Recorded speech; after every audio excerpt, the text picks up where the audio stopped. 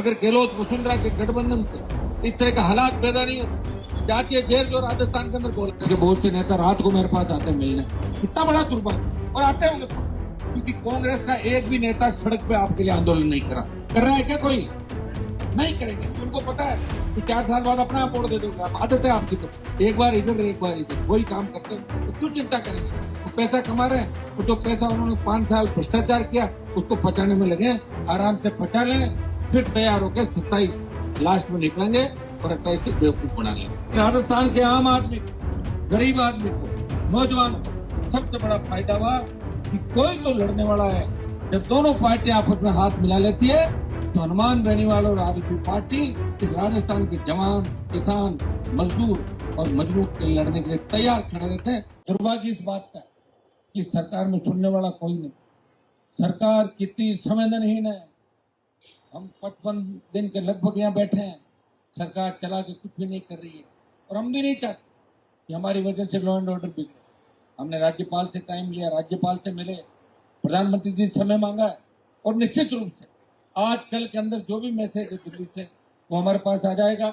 अहमदाबाद के अंदर जो विभत्स विमान दुर्घटना हुई जिसने पूरे देश और विश्व को झकझोर कर दिया और हमारे 300 से ज्यादा जो यात्रियों के साथ साथ वो डॉक्टर जो यहाँ से पढ़ने के लिए बच्चे गए थे हॉस्टल के अंदर जो खाना खा रहे थे नजदीक की बिल्डिंग के अंदर, अभी पूरा आंकड़ा नहीं आया कि कितने लोगों की डेथ। तो ये हालात ये हो गई कि डीएनए टेस्ट हवाई तो सबसे बड़ा फ्लाइट जिससे धरने पे बैठे उनकी तबीयत भी खराब हो गई, कई बच्चों की।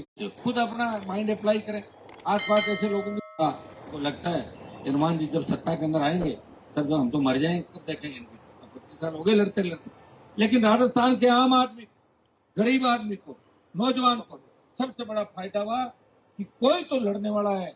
जब दोनों पार्टियां आपस में हाथ मिला लेती है तो हनुमान बेनीवाल और आदमी पार्टी इस राजस्थान के जवान, किसान, मजदूर और मजलूम के लड़ने के लिए तैयार खड़े रहते हैं। विधानसभा के अंदर मेरे 3 विधायक थे जो कांग्रेस बीजेपी हाथ मिला लेती, मेरे तीनों विधायक दोनों पार्टियों के खिलाफ लड़ते थे। दिल्ली की पार्लियामेंट के अंदर जब भी किसान को आवश्यकता पड़ी सत्ता छोड़ के सड़क पाए, पहलवान बेटियों को न्याय दिलाया।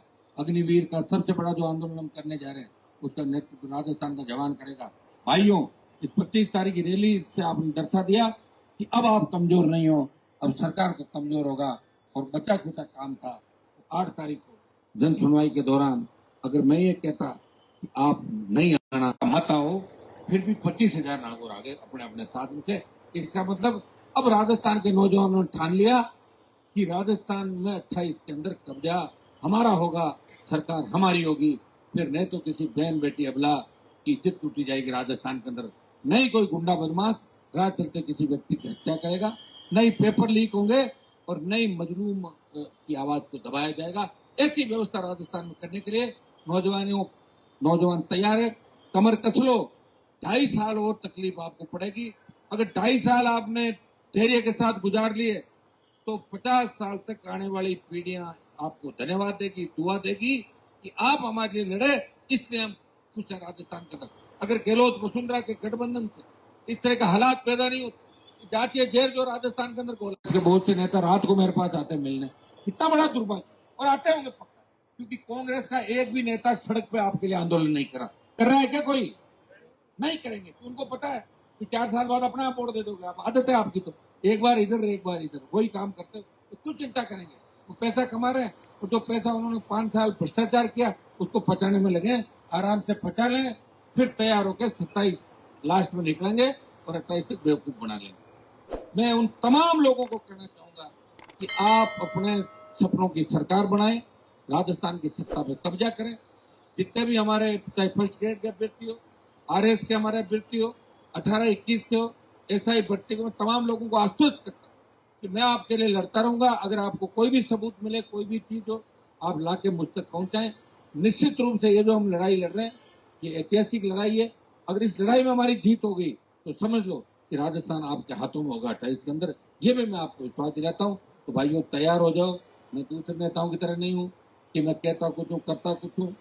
इन आंदोलनों में कई से बहुत लोग आपके बीच आए, कभी उन्होंने आपको थानदार से भी नहीं मिलाया होगा ले जाकर। मैं तो सब जगह ले जाता हूँ और मेरी पार्टी के कार्यकर्ताओं से ज्यादा नौजवानों को, अभ्यर्थियों को और संघर्ष समिति के लोगों, प्रधानमंत्री से हमने 10 लोगों ने टाइम मांगा है और कल तक हमारा क्लियर हो जाएगा कि प्रधानमंत्री स्वयं हमसे मिलेंगे या किसी बड़े मंत्री की ड्यूटी लगाते हैं या क्या मैसेज वहां से आता है वो हम बात कर लेंगे। आपको पता है देश के अंदर 2 ही लोग सरकारें चला रहे हैं, या तो नरेंद्र मोदी या अमित शाह।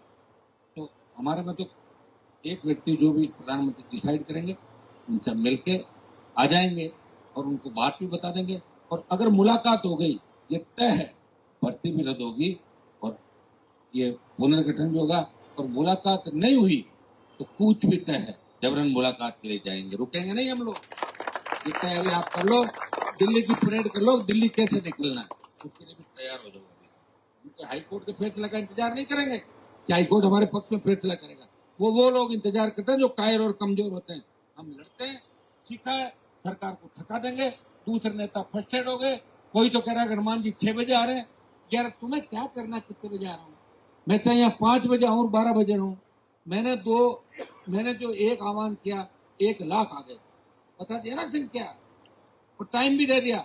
समय है तुम्हारे पास, अगली बार मौका नहीं देंगे। कूच होगा या घेराव होगा तुम्हारे आकाओं के पास होगा, तो भजनलाल जी आपके पास कहने को लिए कुछ भी नहीं होगा। आप कहोगे कि काश मैं इनसे पहले मिल जाता तो मेरा काम ठीक बन जाता। तो मैं राजस्थान की सरकार को चेतावनी देता हूं कि समय रहते हमारे इन बच्चों से वार्ता करें। RS का एग्जाम, जो एग्जाम चॉइस का, उसको पोस्टपोन करें। फर्स्ट ग्रेड की भर्ती को आप आगे बढ़ाएं। बच्चे आंदोलित है, परेशान है, गर्मी के अंदर बीमार हो रहे हैं, अस्पताल में भर्ती हो रहे हैं। और हम सब जितने भी नौजवान यहाँ लड़ रहे हैं राजस्थान के अंदर, सबके लिए आपसे एक ही बात करते हैं, भाजपा पे भरोसा करके इन्होंने वोट दिया, इनका भरोसा नहीं तोड़े। कई CM आए, कई चले गए, और ये मौके की बात है कि आपको अगर मौका मिला है तो बुजुर्गों का पुण्य काम अच्छा था, इनकी वजह से आप CM बने। बाकी आपने तो कोई ऐसा करिश्मा नहीं किया राजस्थान में क्या मुख्यमंत्री बनते, आपसे ज्यादा लोगों ने कर दिया। तो बेचारे बाहर घूम रहे हैं हमसे टाइम लेते हुए। समझो आसपास की जो गंदगी है उसको हटाओ और आम जनता से बात करो। बीजेपी को बचाने वाले लोगों से, आगे बढ़ाने लोगों से बात करके और राजस्थान की व्यवस्था को ठीक करो। बहुत बहुत आपको धन्यवाद। जय हिंद।